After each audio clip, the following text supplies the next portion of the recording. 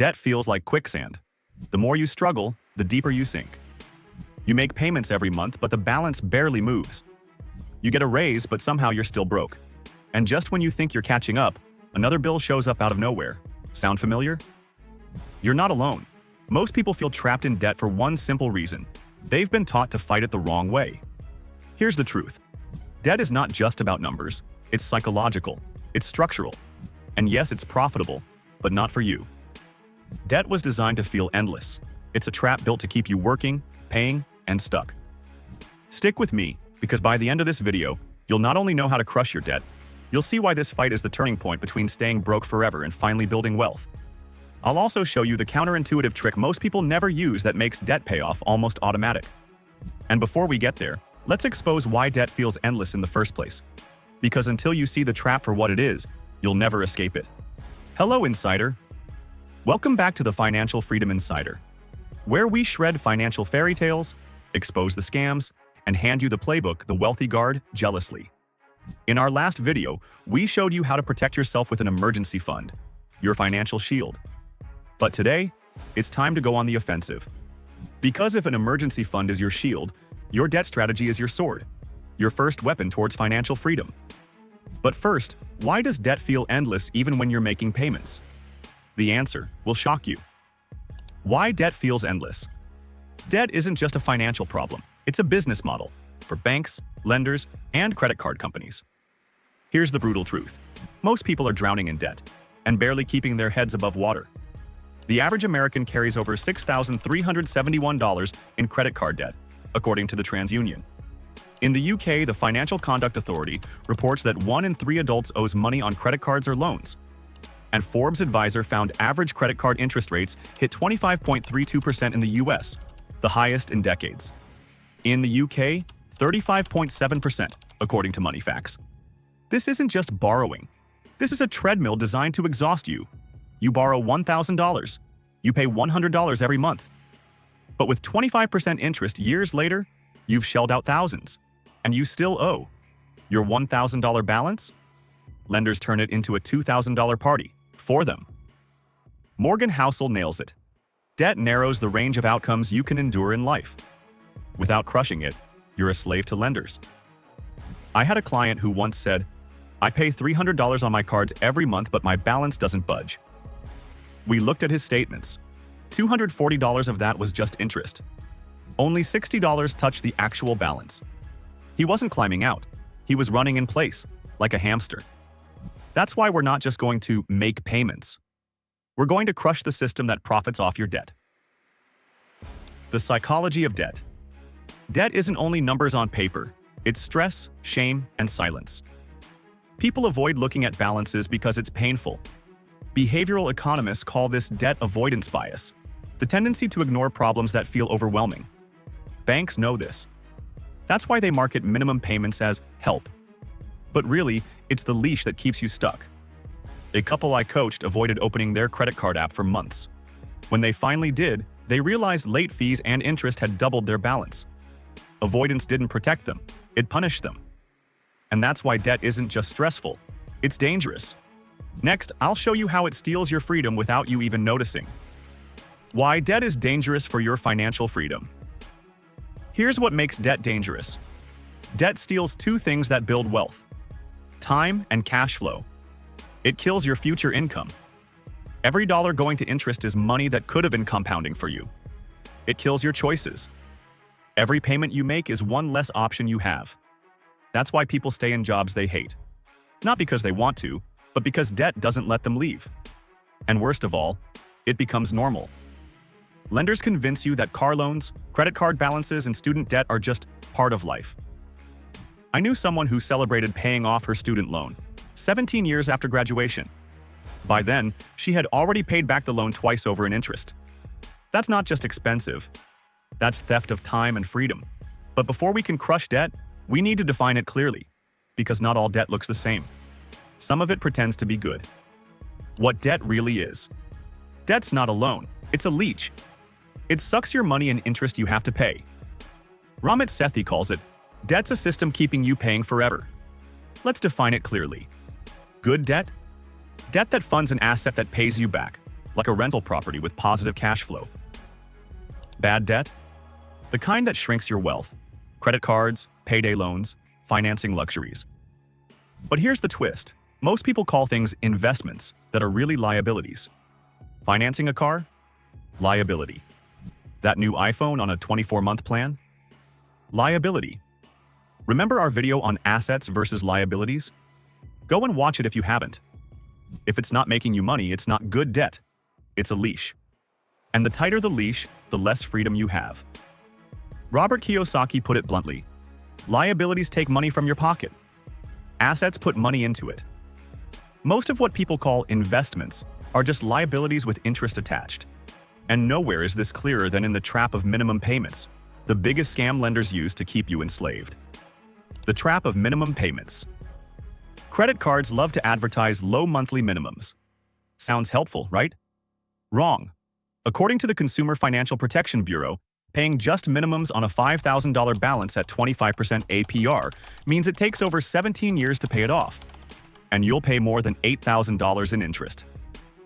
In the UK, Money Advice Service reports millions are stuck in what regulators call persistent debt, paying more in interest and charges than the original amount borrowed. That's not relief. That's a debt prison with velvet walls. My friend paid $30 minimum on $5,000 debt for years, still owed $4,000. Doubled to $60 per month, cleared in 2 years, saved $1,000 interest. So if minimums are the trap, what's the way out? The 3-step framework to crush debt. Step 1. Face the numbers. Most people avoid looking. That's how debt wins. Write down every debt, balance, minimum payment, and interest rate. This alone is a reality check. Step 2. Pick your strategy. Now comes the most important decision. How do you attack your debt? There are 2 proven systems, and both work. But the trick is picking the one that works for you. Option 1. The Debt Snowball. This strategy ignores interest rates completely. You line up your debts from smallest balance to largest balance and knock them out one by one. Let's say you owe $400 on a store card, $1,500 on a credit card, $7,000 on a personal loan. With the snowball, you throw every extra dollar at the $400 debt first while paying the minimums on the others.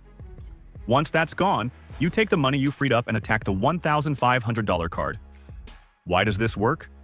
Psychology. Each small win gives you a hit of momentum. It's like rolling a snowball downhill.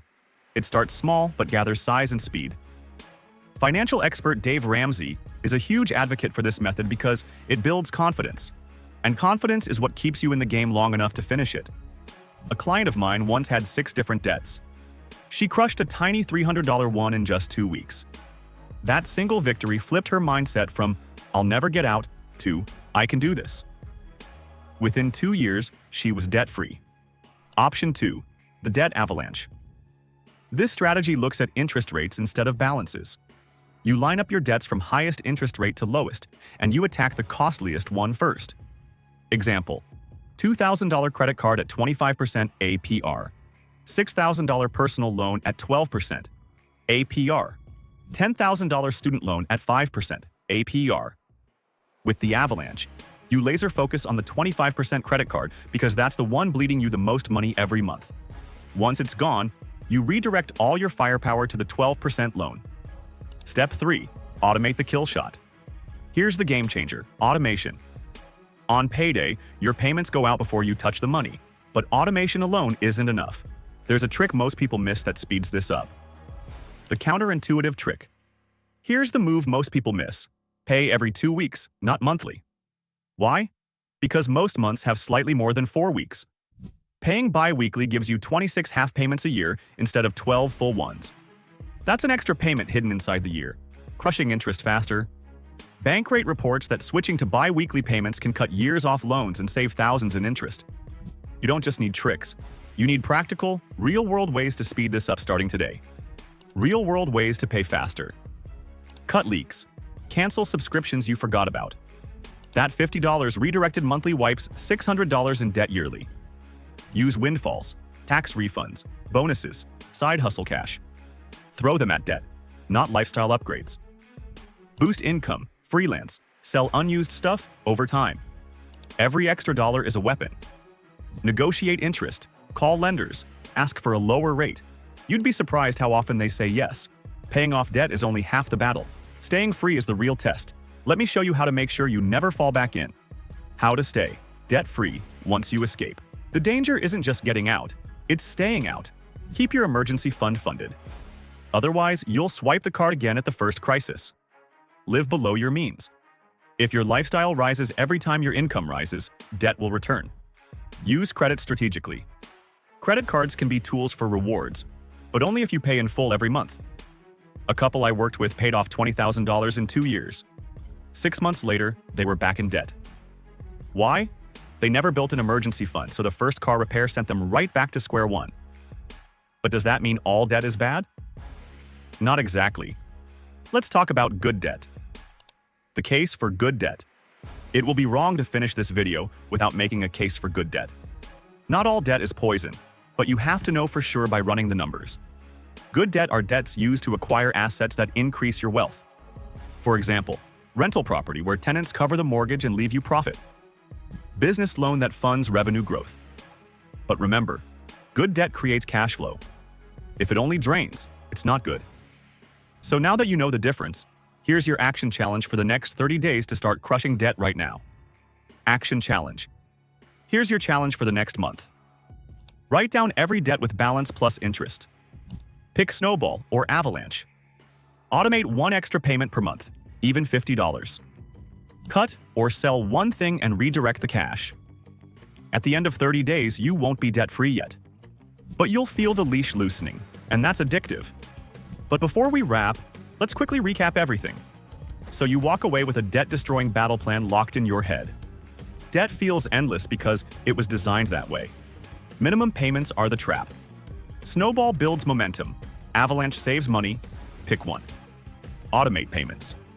Speed them up with bi-weekly schedules. Celebrate small wins. Staying debt-free requires an emergency fund plus discipline. Good debt exists, but only if it pays you. Remember, debt payoff isn't the end of your journey. It's the beginning. Here's the deal. Debt isn't forever. But if you don't fight it strategically, it will rob you of years, choices, and wealth. The sooner you crush it, the sooner you can start stacking real wealth. This week, pick your debt strategy, Snowball or Avalanche, and share it in the comments. We'll reply to the top ones and feature some in the next episode. And don't forget, hit subscribe, turn on notifications, and join the insiders who are breaking free every single week. Because here's the truth. Paying off debt is just step one. The real power is what comes next. In our next video, we'll dive into the one system the wealthy quietly use to buy back decades of their life, and why starting earlier means working less later. Most people ignore it, but it's the difference between grinding forever and walking away free. Do this right, and you'll buy back not just money, but time, choices, and freedom.